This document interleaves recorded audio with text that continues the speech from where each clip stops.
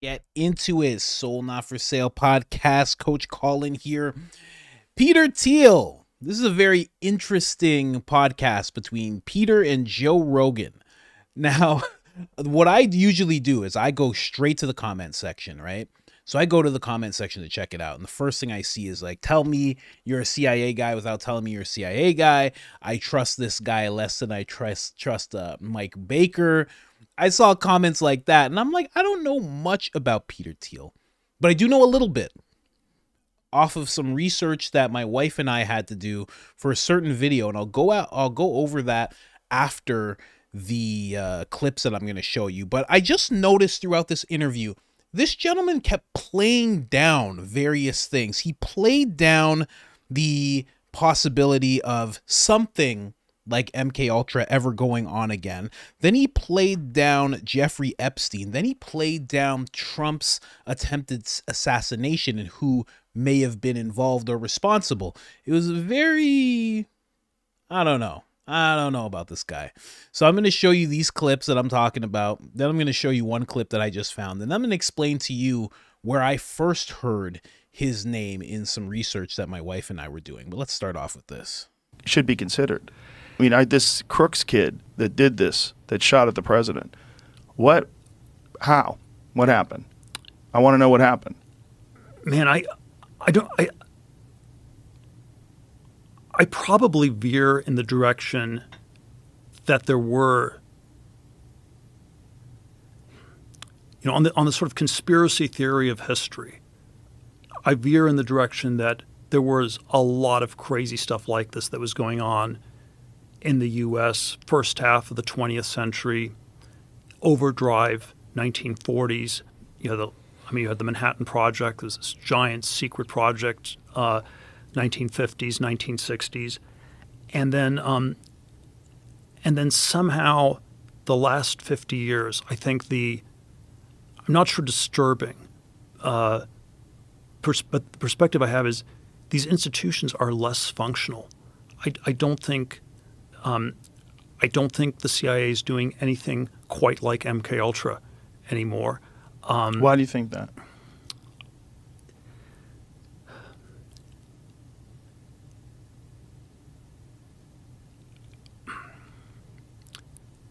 I think you had the Church Commission hearings in the late 70s, and somehow things got exposed, and then when bureaucracy is forced to be formalized, it probably becomes a lot less functional. There was like the 2000s version. I think there was a lot of crazy stuff that we did in black sites, torturing people, that the CIA ran, in the war on terror. There's waterboarding. There's all sorts of batshit crazy stuff that happened. But then, once John Yoo in the Bush 43 administration writes the torture memos and sort of formalizes this is how many times you can water dunk someone without it being torture, et cetera, et cetera. Once you formalize it, people somehow know that it's on its way out because, it doesn't quite work anymore. And so by 2007, at Guantanamo, I think the inmates were running the asylum. The inmates and the defense lawyers were running it. You were way safer as a Muslim terrorist in Guantanamo than as let's say, a suspected cop killer in Manhattan. There was still an informal process in Manhattan. You were a suspected cop killer. They'd figure out some way to deal with you outside the formal judicial process. But I think there was a sort of formalization that happened. There was the post J. Edgar Hoover FBI, where Hoover was, a law unto himself. It was completely out of control. CIA even more so. And then, once it all gets exposed, and it probably is a lot harder to do. The NSA, NSA probably held up longer as a deep state entity, where it at least had the virtue. People, I think in the 1980s it was still referred to as no such agency. So it was still far more obscure. So the necessary condition is that if some part of the deep state's doing it, we can barely know what's going on with them. And then, I don't know, the the 2000s, 2010s history I think the Patriot Act empowered all these FISA courts, and I think there probably were ways the NSA FISA court process was weaponized in a really, really crazy way. It's funny that this guy is the founder of, I believe it's pronounced Planeteer, right? It's a major defense contractor and surveillance firm of sorts. And and he keeps saying we. I don't know if it's we. Like, you and I are not going to know about this, but I feel like he probably knows about this stuff. You know what I mean? I don't know. Maybe you don't get invited to the party. You're just, kind of there, and, they help you in certain ways. Maybe he doesn't actually get to, know certain things, but he's like, maybe this happened, maybe that. I feel like he would know, I don't know. I could be completely wrong. But again, see, just something like that, he's like, oh, I just don't think they do it anymore because, once you get caught, once it gets formalized. Like, what? What? Formalized by themselves? They formalized it themselves? What? Why would they stop? I don't know. I don't know how else to phrase that. Why would they? Why, if something was working, wouldn't they just keep doing it, make it work even better, and then keep doing it, and then make it work even better? Why would they just stop? Oh, well, people got wind, so you can't do that anymore. It's like, how much did people really get wind? We know about it as something that was done, but we don't fully. You don't know everybody who was involved. There's a whole bunch that we don't know. And again, if it worked, why stop? It just doesn't make any sense. He's just like, got formalized, that's how you know it's on its way out. Like, what?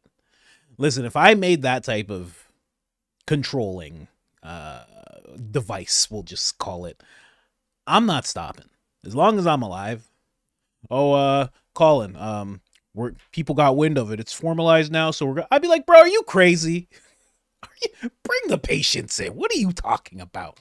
We're doing this for another 3 decades at least. What are you talking about here? Get out of here. Get out of here before I put you in the chair. You want to be one of these? Huh? You want to be a Manchurian candidate? Huh? No? Okay, get out of here. That's how I would be. Okay? I'm glad I'm not involved in that type of stuff. Let's move on to the next thing he plays down. This is where he plays down Epstein a little bit. This is, I don't know. The recent history. Mm-hmm.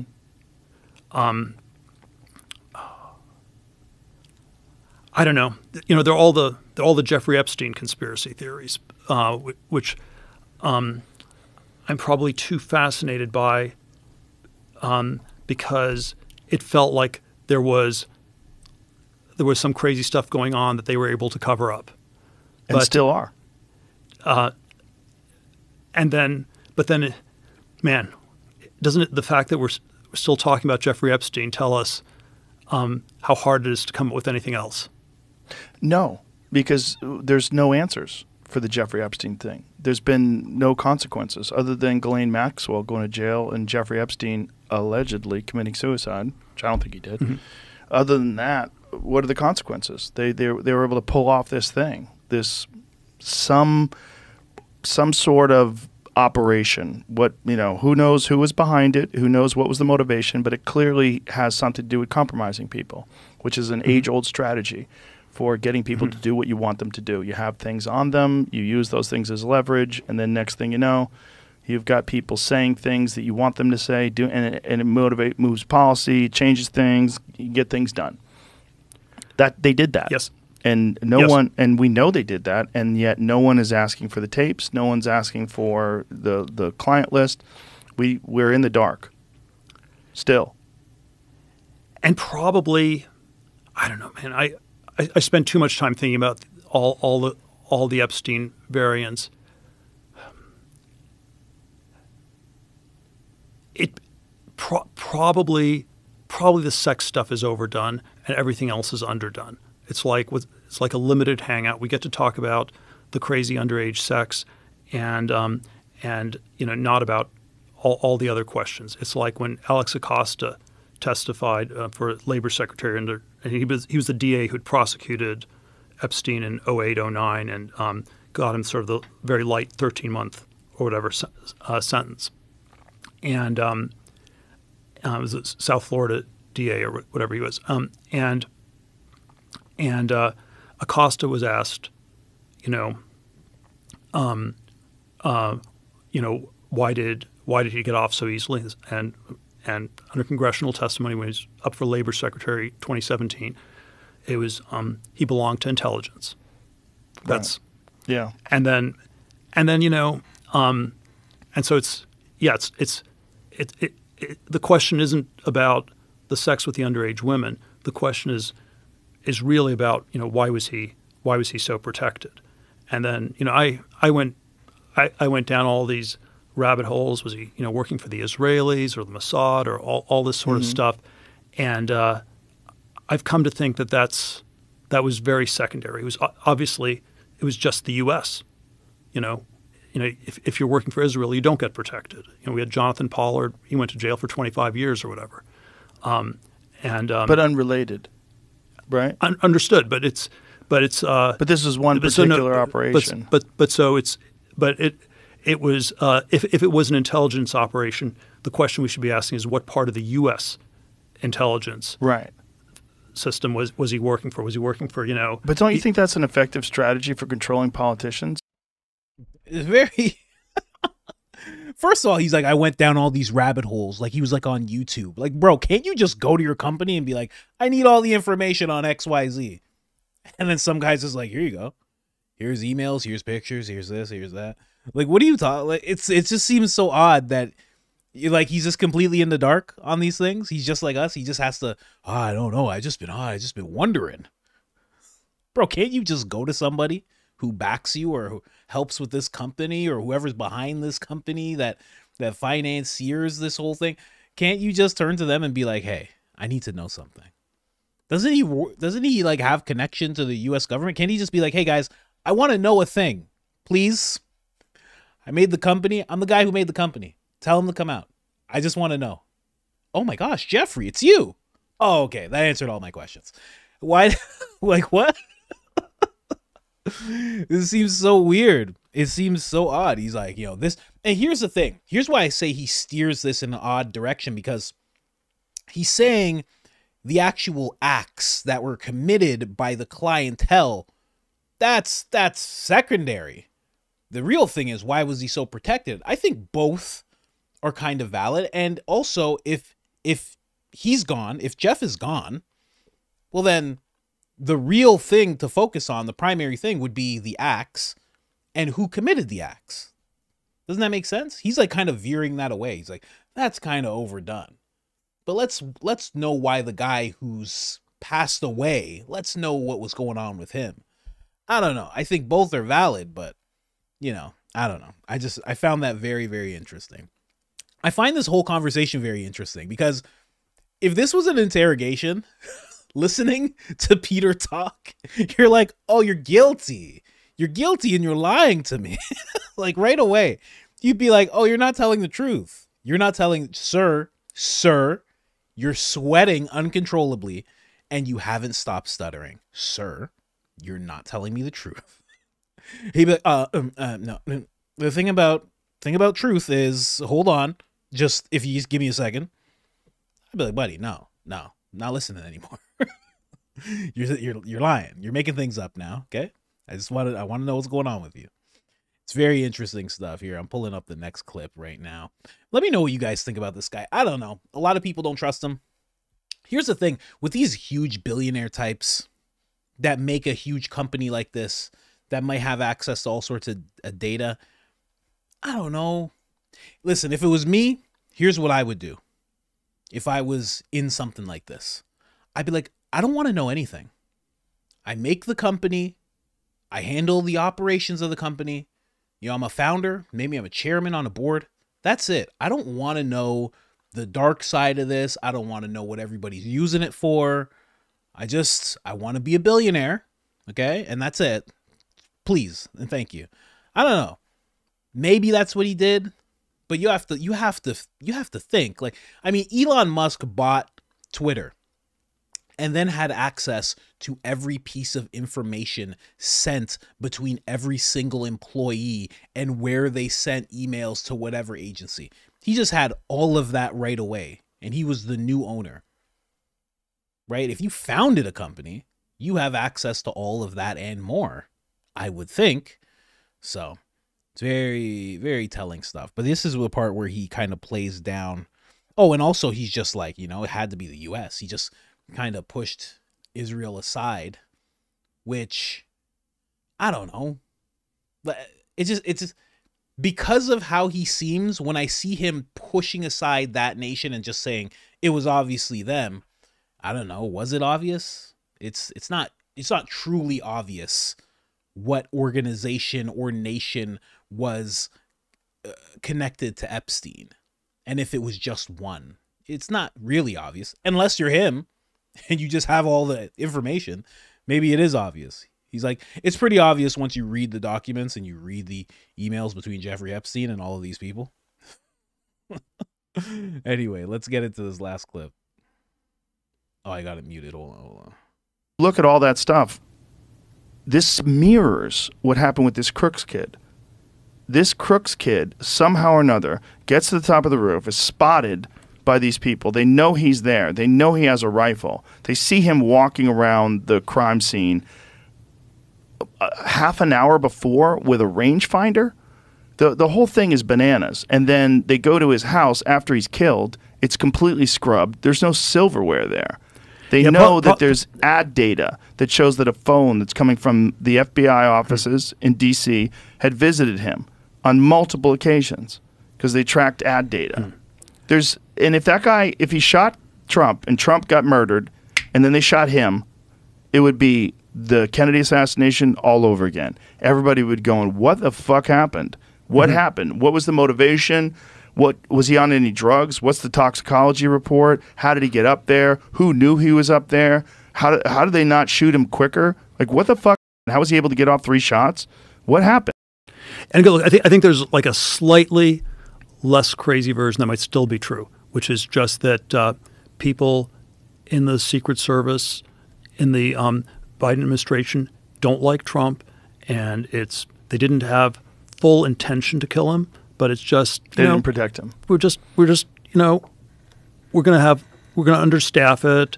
We don't have to do as good a job coordinating with the local police. There's all these ways, to make someone less safe. Yeah, but it seems more than that. If they knew that the guy was on the roof with a rifle, that seems a little more than that. It's always a question who they is, though. Right.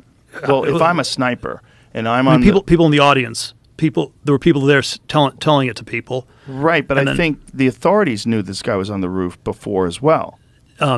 Well, I suspect some of the Secret Service people were told that, and then who knows how that got relayed or who all. Well, didn't the snipers already have eye on him? I believe the snipers already had eye on him. I don't know. It looks like he knows. Look at his face. This looks like a guy that knows. I have no idea. I did not read the emails between those people at all. I don't have them printed out and at my house. No, not me. Say, hey, you okay? You okay, bud? You look nervous. And also, what's telling about this interview is that they don't really talk about his company at all. So I guess, Joe always talks about how he talks to people that he's interested in. And we've all noticed that, we're like, oh, talk to Trump. And he's like, nah, I'm going to talk to this actor. So he really does talk to who he's interested in. But he was just like, let's see if we can talk to Peter Thiel. And Peter Thiel said yes. Or did Peter Thiel approach him? Because at the end of this, there's nothing that is being sold or promoted or anything. And I mean, the guy's super rich, right? He doesn't need anything like that. But then I don't know. What was the point of the conversation? I don't know. Maybe they're friends and we just don't know about that. And they just wanted to have a conversation where they go down some rabbit holes. Maybe that's what it is. I'm not 100% sure, but this guy's just like, maybe what happened was maybe there's no agencies involved. Joe's like, I didn't say anything about agencies. I know. It's just I'm just saying maybe there's none involved whatsoever, and they just didn't have as many staff members. Maybe they just don't like him a little bit. Like, bro, aren't you like a genius? What are you saying right now? Well, I just think when it comes to those things, I mean, isn't the fact that we're talking about it proof that it can't happen anymore? Joe's like, no, what? What are you talking about? I just find this conversation very interesting the whole time I'm listening to it. But here's the thing. This guy plays down everything. But when it came to Bill Gates, this guy wasn't playing nothing down. He went hard on Gates. He went hard on Gates like Gates owes him money and didn't pay him up or something. He's just like, that's what you get for doing that to my friend Steve Jobs. I don't know. Something. It was very interesting how hard he went on Steve Jobs. Now, let me just tell you how I knew this guy. I figured out this guy's name because people will always go towards the agencies like that's the thing. My wife and I were doing a video about the connection between the Bilderberg Group and the World Economic Forum. And if you didn't know, Klaus Schwab used to be a member of the Bilderberg Group. His mentor, Henry Kissinger, also a part of that group. Klaus left that group, Bilderberg, and then started the World Economic Forum, which used to be called the European Management Forum or something like that. And that was in the 70s, mid-70s, I believe. And then later on, it became the World Economic Forum. But my wife and I, we did some research because we were looking for everybody because we were trying to connect the two organizations because I just felt like there was a connection there. And we wanted to find people who were a part of both the Bilderberg Group and the World Economic Forum. So we ended up finding a list of Bilderberg Group people, and we found a list of World Economic Forum people. There was a lot of names that matched up, but I noticed that Peter Thiel was actually in the Bilderberg Group. And that's how I've always known him. He's just one of those guys that's big enough. Like him and Sam Altman as well, also in the Bilderberg Group. There's a video we did a while ago. If you just search Bilderberg Group, World Economic Forum, Coach Colin, I'm sure something will pop up. Or maybe it won't. Probably it won't. You know how things work. But yeah, that's how I knew him. And I'm not 100% sure if he was in both. But I remember him being in that because a friend of mine is deep into the crypto world. He actually works on the tech. He's in the tech space. A good friend of mine. And he talks about this gentleman with high regard. So I was like, oh, okay. So I guess the guy's a squared away guy, really smart guy. And then I saw that he was in that group and I was like, oh, okay. And those were the only two things I knew about the guy, is that someone I very much respect and love, really likes the guy, and then also he's in this this shadowy group where you can't know what they talk about. So that's how I knew him. I just, all in all, let me know what you think about this conversation. I thought it was kind of odd. I'm gonna be real, but even if this guy is part of the they, he seems really open. Even if he is playing things down, he seems real open to talk about things, like they touched on a lot of things that you wouldn't think a tech billionaire would be interested in talking about. I found that very interesting. Also, one more thing that I knew about this guy is that, I used to do a lot of research into, one world government, stuff like that. He was actually very against a one world government. And I forget what he said, but I remember him being like very straightforwardly against that type of thing. Don't know what that means. Could just be lip service, but that's basically what I know about the guy. And then, of course, his company, which is for a complete other episode. It is so deep. Should I show you that last clip? Yeah, let me show you that last clip. Yeah. Then we'll sign off. So what do you think about the use of artificial intelligence or lavender by the IDF in identifying Hamas targets? And secondly, do you agree with Elon Musk about that the population decline is a risk for humanity?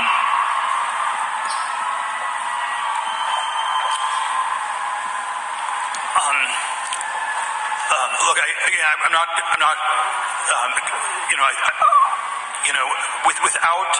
without going into all the I'm not on top of all the details of what's going on in Israel because my bias is to defer to Israel.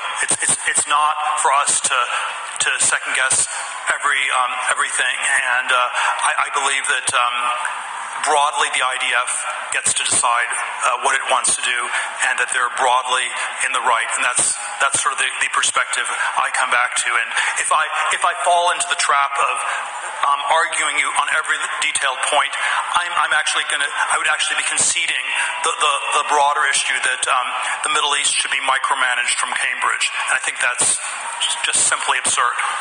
And so I'm not going to concede that point. This guy, he seems like he is under stress. It's like he's willing to answer very controversial questions and tackle very controversial topics, but then he's just like, oh God. He's like, oh God. I think they're right, and listen, I'm not the oh God. I just want to do what's right, but there's people I'll defer to them. It's like, bro, just say you don't want to answer the question, bro. Like, geez, what's going on with you? I don't know. Very interesting stuff. Anyways, guys, like, subscribe, turn on the notifications. Other than that, I'm out.